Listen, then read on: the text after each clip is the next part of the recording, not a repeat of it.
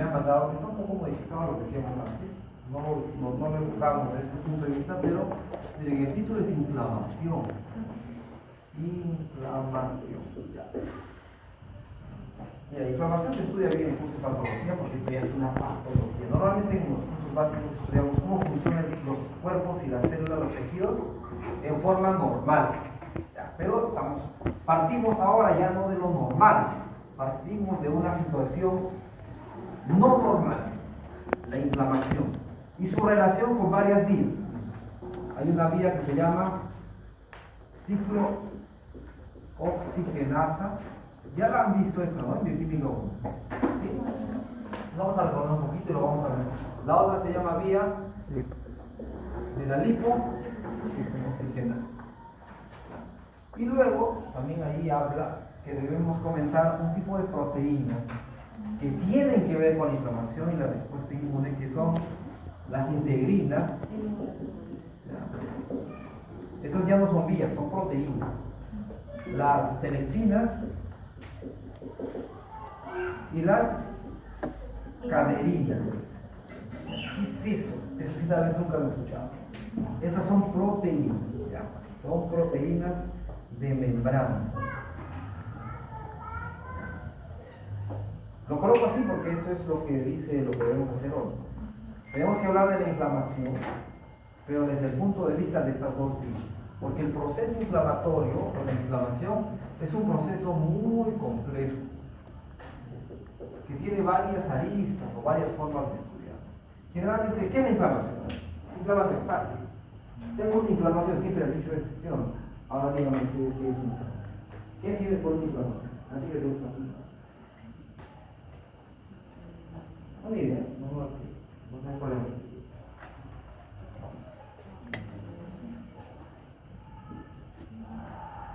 No, porque ustedes sí saben, ¿no? Hasta van a la farmacia, tengo una inflamación y lo llaman y tienen su remedio, ustedes saben. Cuando se hincha, muy bien, una de las características de tener una inflamación es, ¿qué cosa? Hinchazón. ¿Y por qué se hincha?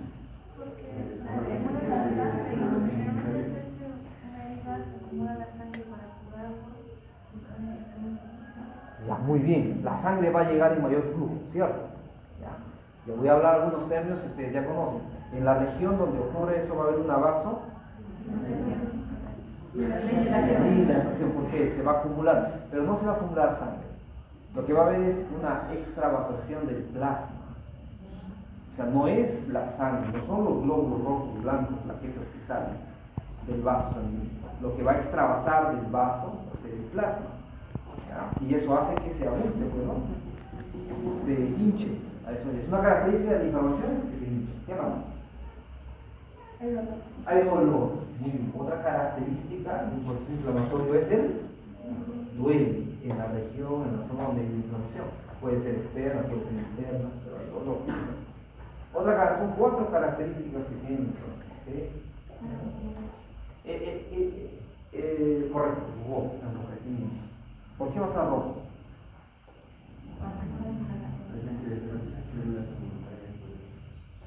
Ya, ustedes muchas veces un glóbulo blanco. Pero no es por ellos la presencia de eso, no es por la presencia del líquido sanguíneo, de todo el. Hay más circulación en esa región. Por eso va a haber más. Se va a enrojecer, va a haber rubor. Son 4 características. Y al hinchazón se le llama edema. El lo correcto no es hinchazón. Como ves, edema. El segundo es, ¿cuál me dijeron? Dolor. Característico de la inflamación. El tercero es rubor o enrojecimiento.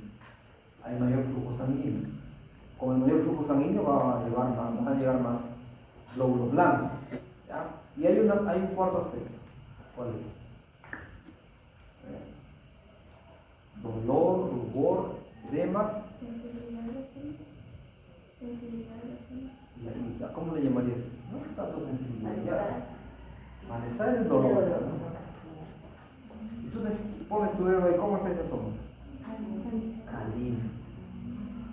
Son 4 características del proceso inflamatorio: edema, rubor, dolor y calor. Para que haya eso, en ese lugar donde ha ocurrido un alguna infección, o que sea que haya generado la inflamación, se dan esos 4 eventos. ¿Ya? Bueno, estas son características generales, por eso les digo de la inflamación. ¿Ya?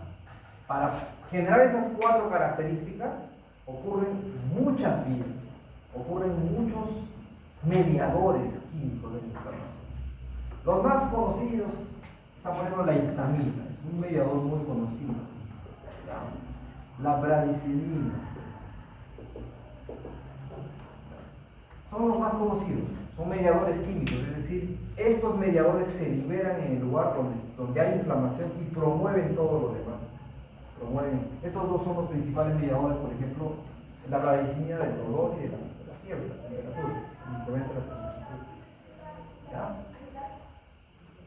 temperatura. Esta inflamación o estos mediadores a su vez activan una serie de vías, muchas, son varias vías. Entre esas vías están estas dos. ¿Ya? Son vías que tienen que ver con el metabolismo de un ácido graso que está entre los fosfolípidos de la membrana celular. ¿Cómo se llama ese ácido graso? Muy bien, el ácido araquidónico.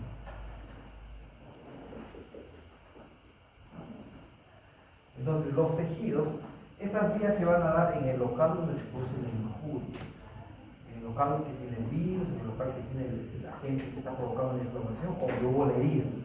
Porque lo que provoca la inflamación también son varios aspectos, pueden ser diferentes agentes.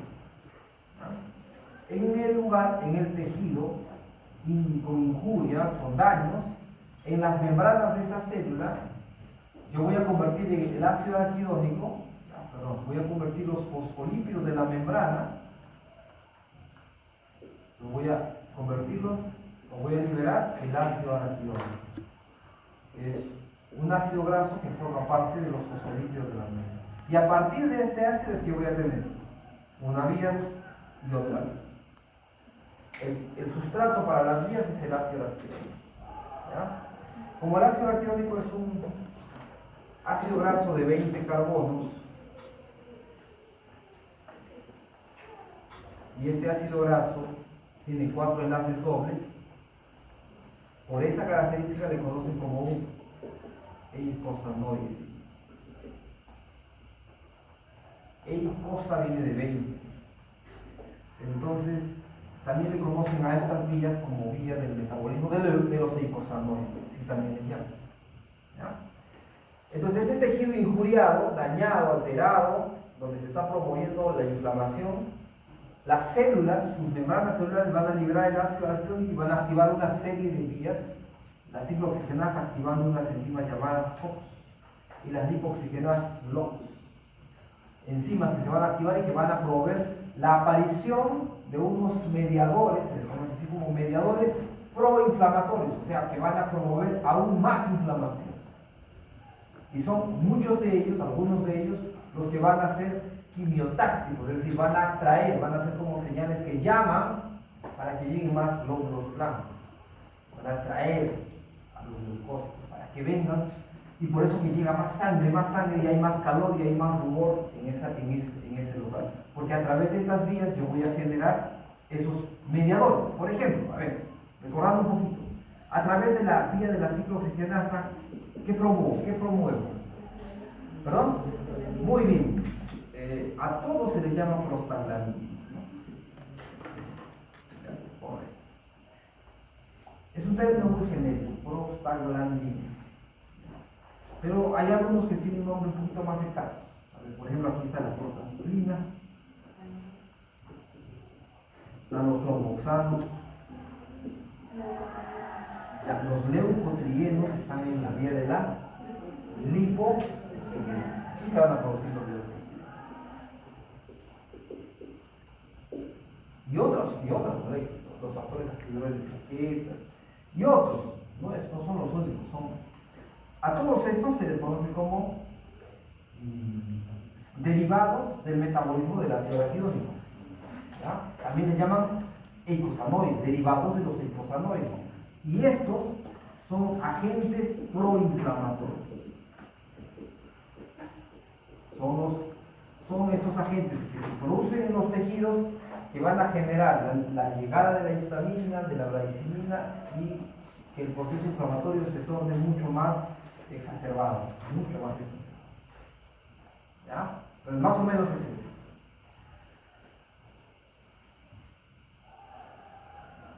Cuando uno tiene un proceso inflamatorio, tengo inflamada, alguno dice, ¿no?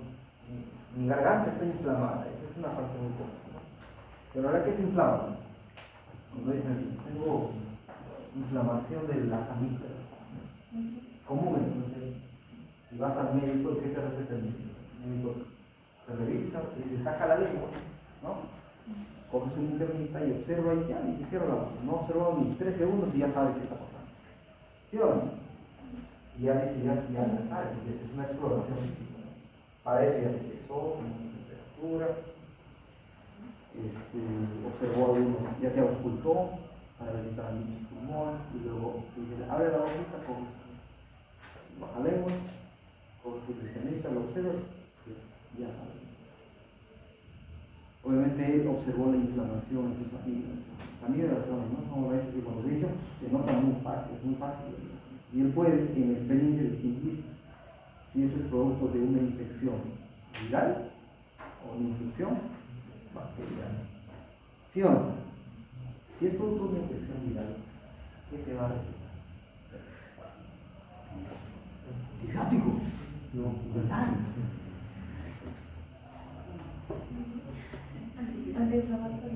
Antiviral. Si el médico ve que es algo viral, por las características de la inflamación de las amígdalas, no te va a recetar nunca. Porque los antibióticos no hacen nada a los virus, más te va a perjudicar a ti. Solo si él determina que son bacterias las que están generando inflamación, ahí sí, no toma tus cicloproxacin, cicloxacilina, ya verás cuál. Pero si no, no. Pero ¿qué sí te va a recetar en ambos casos, sea viral o sea bacterial? ¿Qué sí te va a recetar? Un antiinflamatorio. ¿Sí o no? Ya, ¿qué antiinflamatorio? No, ya tú ni vas al médico, ¿no? Tú vas directo a la farmacia. Paracetamol. Un antiinflamatorio. Ibuprofeno. Algunos ya se han aburrido porque el médico siempre dice lo mismo y dicen, vamos, pero no es no siempre es igual. Y yo les pregunto, ¿qué hace el ibuprofeno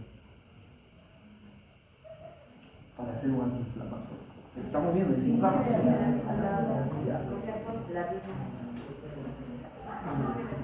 ¿Inhibe a quién? Inhibe a la ciclooxigenasa. O sea, inhibe la vía. La enzima que promueve toda esta vía se llama ciclooxigenasa. Ahora luego vamos a ver que hay varios tipos. El tipo 1 y el tipo 2. El COX-1 es constitutivo. Todo el tiempo está funcionando. ¿Eso qué significa? Que normalmente requiero que se produzcan estas moléculas de forma normal. Por eso siempre funciona. Pero la COX-2, ella es inducida. Ella solo se activa cuando realmente se genera un proceso inflamatorio. Entonces, a quien hay que inhibir, bloquear, ¿a quién es? El problema es cuando tú vas y tomas tu paracetamol, no sale. Ahora ya va a entender. ¿A quién bloquea el paracetamol? ¿A quién bloquea? Por eso yo nunca tomo paracetamol. Profesor, imagínense yo tomando paracetamol.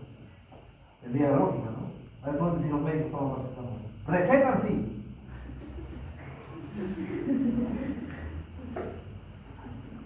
Porque yo necesito que esto funcione para mantenerme sano. Porque como vamos a ver luego, ustedes me van a ayudar, porque vamos a ir en grupos ahorita. Estas moléculas tienen funciones que ayudan a mantener el funcionamiento normal de mis tejidos. Yo tengo algunas prostaglandinas que me ayudan en la secreción, por ejemplo, del jugo gástrico. Si yo inhibo a esta enzima, voy a inhibir también indirectamente el proceso de secreción del jugo gástrico y me da gastritis. Por eso no tomo. Me va a dar gastritis. ¿Sí me entienden? Para bloquear procesos inflamatorios, yo solo debería inhibir a quién. Y cuando hagas farmacología, tú vas a ver que hay fármacos AINES, antiinflamatorios no esteroideos, como el paracetamol, el ibuprofeno y toda la familia de los que viven específicamente a estas sin dañar a estas. Son los mejores, solo que es más caro, no es común que lo receten, pero bueno. Okay, entonces, estas moléculas derivadas del ácido araquidónico por acción de la ciclooxigenasa tienen funciones normales en mi organismo. No es que todas solo provocan inflamación, tienen funciones normales. Pero cuando hay un proceso inflamatorio, su producción aumenta. Y ahí es cuando yo necesito bloquear a la enzima para que la inflamación disminuya. ¿Ya? Lo mismo en aquel caso, solo que estos de acá no están muy relacionados con la vía directamente con procesos inflamatorios, sino más con reacciones alérgicas. Ya, esto está más relacionado con asma. Porque vamos a ver que los leucotrienos son potentes broncoconstrictores. Hacen que el músculo liso de los bronquios esté contraído. Y por eso que... Entonces aquí yo necesito bloquear a los receptores de los leucotrienos. Necesito bloquear esta vía de la hipóxito.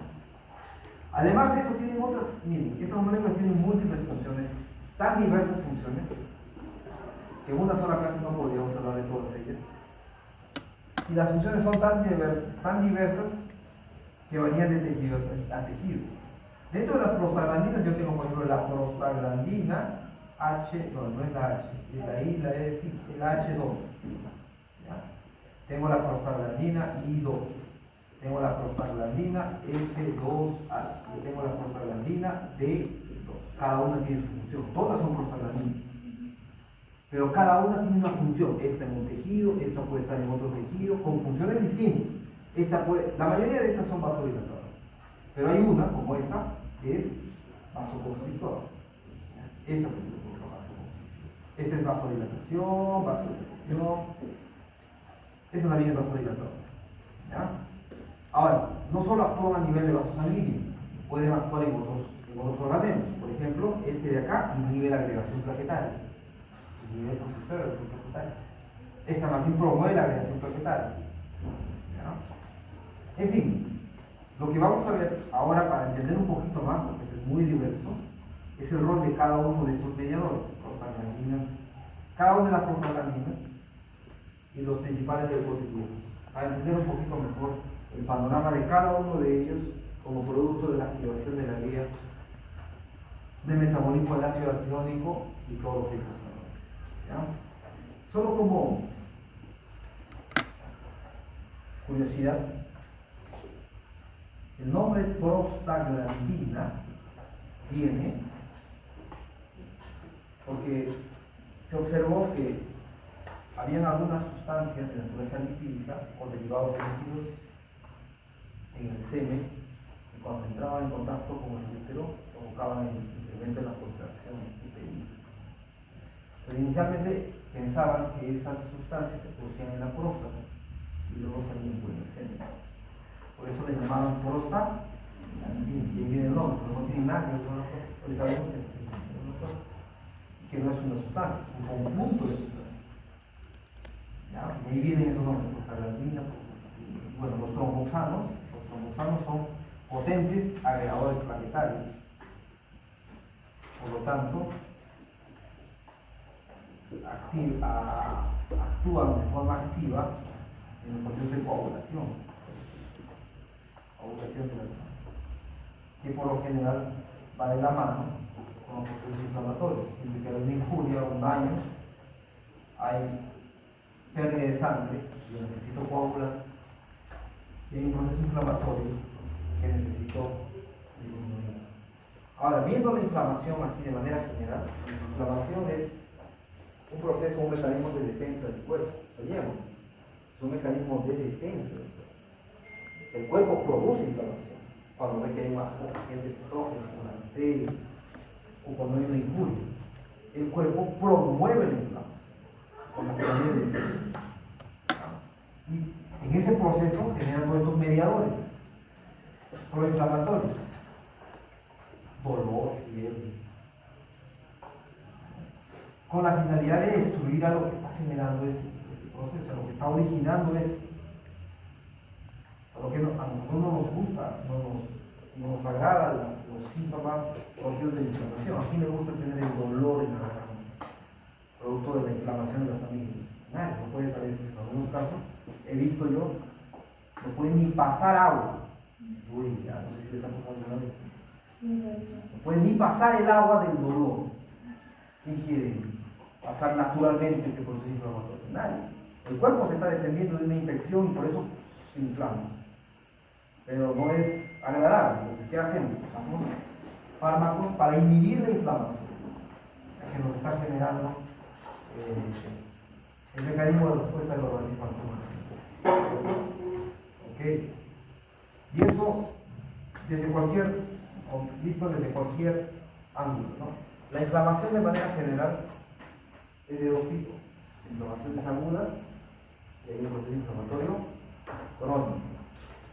Esto es normalmente algo agudo, esto es parte de lo agudo.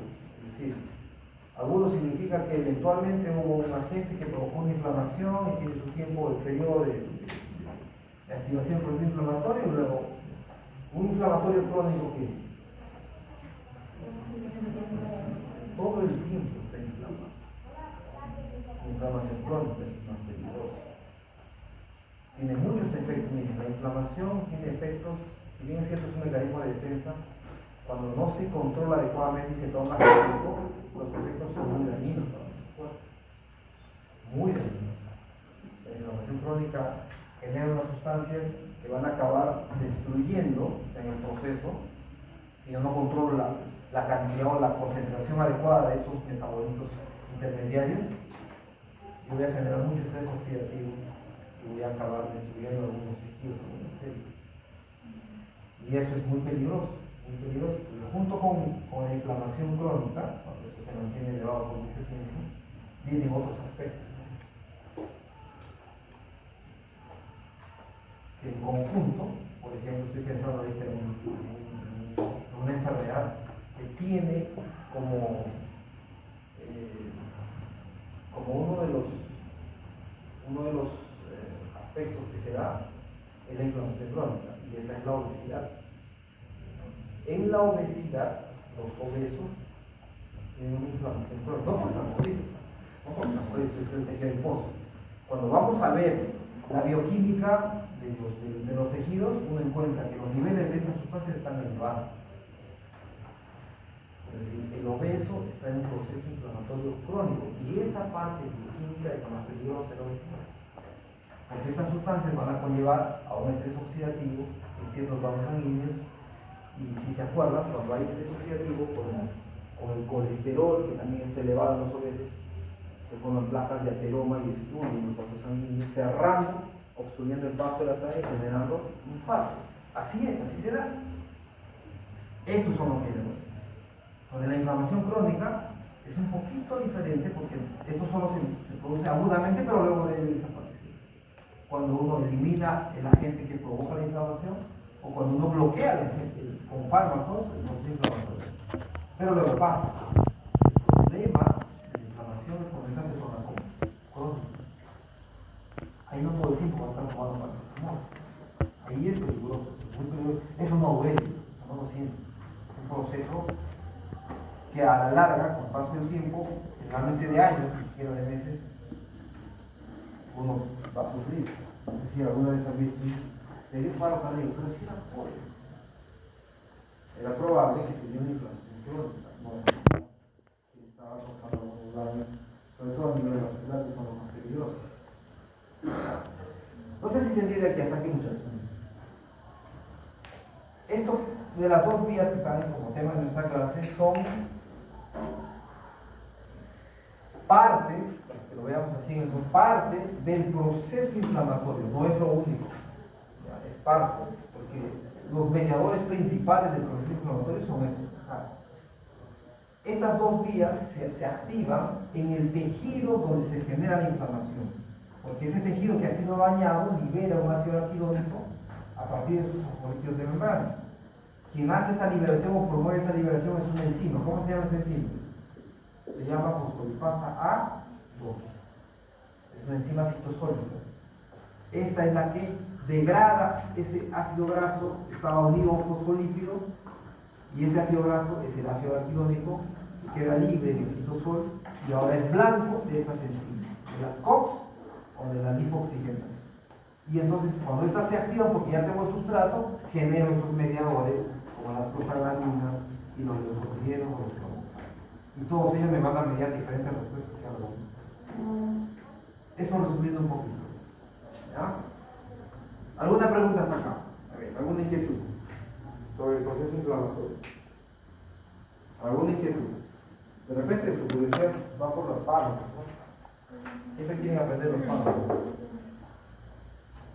Miren, si ustedes ven a estos que inhiben a los, se les conoce como AINES, antiinflamatorios no esteroideos, porque yo estoy inhibiendo a moléculas no esteroideas, como por ejemplo estos metabolitos, ¿no?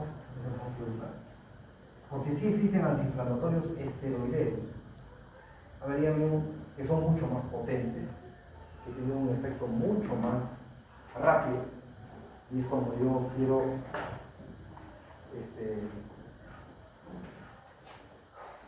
deshacerme de una solución mucho más rápido, porque esto me está generando otro problema más serio. A ver, dígame un ejemplo de un fármaco antiinflamatorio esteroideo.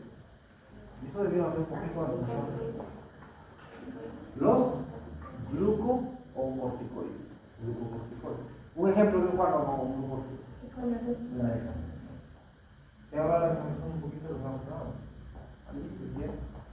¿Por qué la semana pasada? Porque la semana pasada debieron hacer receptores nucleares. ¿Y yo? Perdón. ¿Era verdad? Sí. Pero ustedes han estudiado, ¿sí o no? Ustedes son proactivos, han leído el tema, han leído la demostración, ¿sí o no? ¿No? No es lo que sí. No viene el profesor, ¿qué vas a hacer tú? ¿Feliz? ¿Feliz porque ya tienes una secretaria? No. No se dan cuenta ustedes, no reciben la clase, ¿de acuerdo?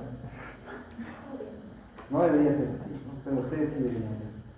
Pues mira, a ver, voy a hacer, vamos a recordar un poquito, de la semana pasada.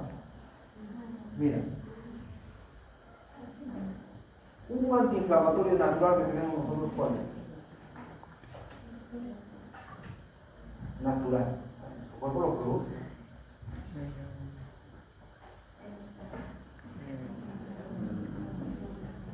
El cortisol.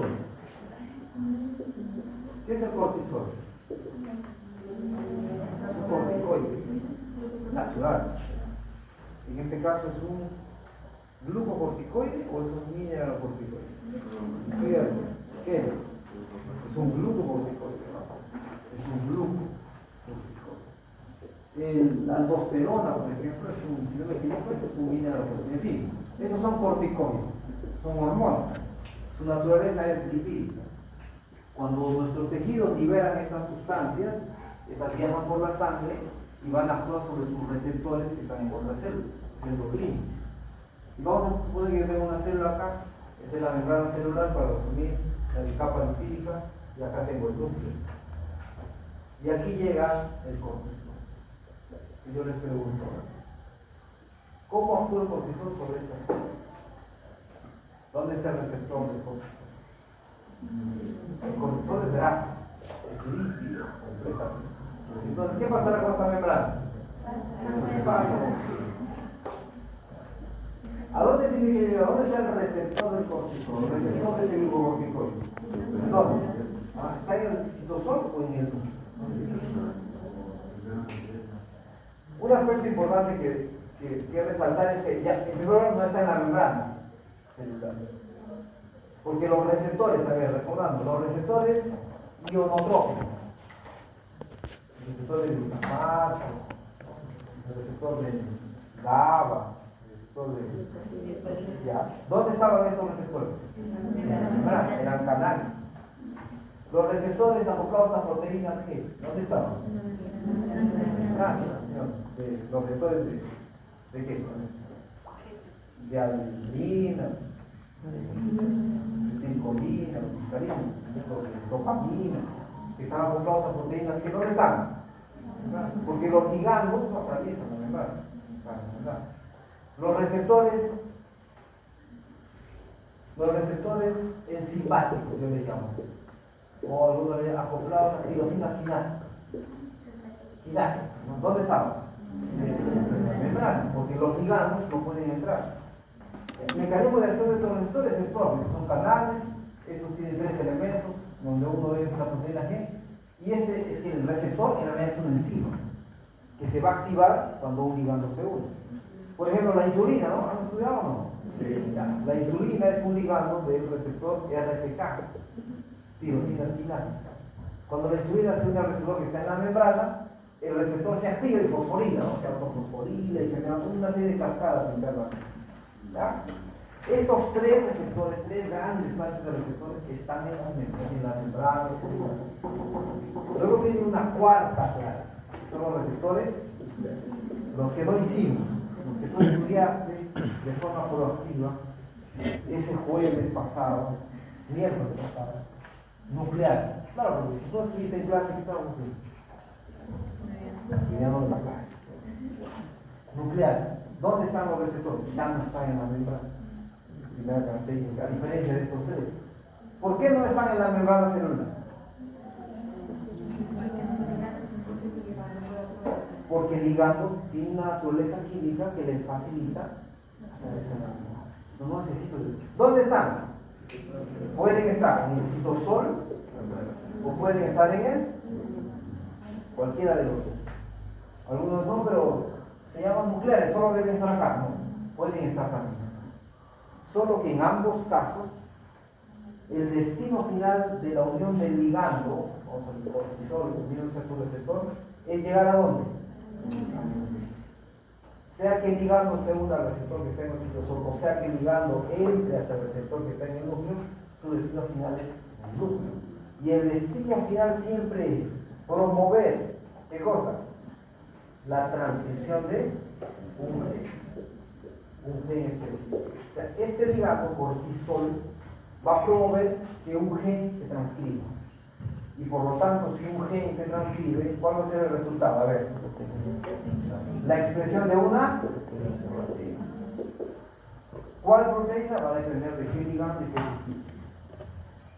Entonces, estos son receptores nucleares. Esa es la característica de los receptores. Primero, están o en el citosol o en el núcleo. Ahí vienen ya algunas cositas un poquito más de clasificación, ¿no? Porque yo tengo receptores nucleares tipo 1 o clase 1 y hay unos receptores de clase 2. ¿Cuáles son los de clase 1? Hay así, clase 1 y clase 2. ¿Cuáles son los de clase 1? Son aquellos que están en el primer lugar, están ubicados en el citosol. Aquí están, esos receptores. Entonces su ligando, los de clase 2, ¿dónde están? Así son, pero no son las únicas características. Estos receptores, para poder activar una transcripción, siempre actúan de forma dimétrica, siempre. Es decir, yo necesito 2 ligandos, uno para cada receptor. Pongamos que el cortisol. Aquí necesito otra molécula de cortisol que se una a otro receptor del glucocorticoide y estos, cuando están unidos, se dimerizan. Y dimerizados, así, recién pueden ingresar y recién pueden buscar la respuesta. Siempre, dimerizados. Estos también, los que están en el núcleo, siempre se van a dimerizar. Solo que los dímeros que se forman en el receptor de clase 2 que están en el núcleo siempre son heterodímeros. Mientras que estos de acá son homodímeros. Los ligandos aquí generalmente son hormonas. Los ligandos aquí generalmente ¿qué son? ¿Qué hormonas? Cortisol es una hormona. Los estrógenos. La progesterona. ¿Qué más? La testosterona. Son hormonas. Generalmente estas hormonas son de la clase. Sus receptores que están en el núcleo en el citosol actúan de forma homodimérica, provocando la transcripción de algún gen y generará la síntesis de alguna proteína. Y esta proteína será la que marcará la diferencia, ¿no? Es decir, habrá alguna respuesta de esta célula a ese ligando, a esa monoamina. Porque eso es para eso, es una comunicación celular. Algo le indicaron a través del cortisol para que esta célula, generalmente en el caso del cortisol, que tiene que ver con procesos inflamatorios, o proinflamatorios o antiinflamatorios. Entonces, normalmente el cortisol es una molécula proinflamatoria. Además de liberarse en procesos de estrés, puede provocar inflamación. Entonces, normalmente, como esto ocurre así, tú necesitas un antiinflamatorio. ¿De qué tipo? Es para bloquear a quién? A una molécula esteroidea. Este es un potente. Estos de acá, digamos que son mediadores en pequeñísimas cantidades, son muy pequeñitos. Yo utilizo los antiinflamatorios no esteroideos. La dexametasona, que el mecanismo de comunicación celular del cortisol por todo su proceso. Es un antiinflamatorio. ¿Cuántas veces les ha puesto dexametasona? ¿A quién le ha puesto la aplicado dexametasona? Intramuscular. ¿Nunca? ¿Te ayuda o no? No. No, no. Eso no es todo. ¿Te inflama más? ¿Sí? Me tocó así, todo. Todo. Piernas, Ya puedes. sí. Siempre hay cuerpos raros, ¿no? No todos respondemos igual al paro, eso no es mentira, es verdad. Bueno, muchachos, eso era los sectores nucleares. Gracias por ahí, me hicieron recordar un poquito para que. Igual voy a hacer un par de preguntitas en el examen próximo, ¿ya? En el último examen. Un par. Ya, un par. Una pregunta va a ser receptores de clase 1 y la otra receptores de clase sobre características generales. Como libros, heterodibros. Sencillita va a ser la pregunta. Sencillita, así como para. Si tuviera que hacer un examen, para los que postulan, ¿cómo le llaman? Para los de la CEPRE. Tipo CEPRE, ¿ya? No se sienten ofendidos por eso. Ya me pasa. Luego vamos a continuar hablando de esto. Miren, vamos a descansar unos minutos para que no sea tan pesado esto. Y luego que regresemos, yo los voy a dividir así como están: 1, 2, 3, 4, 5.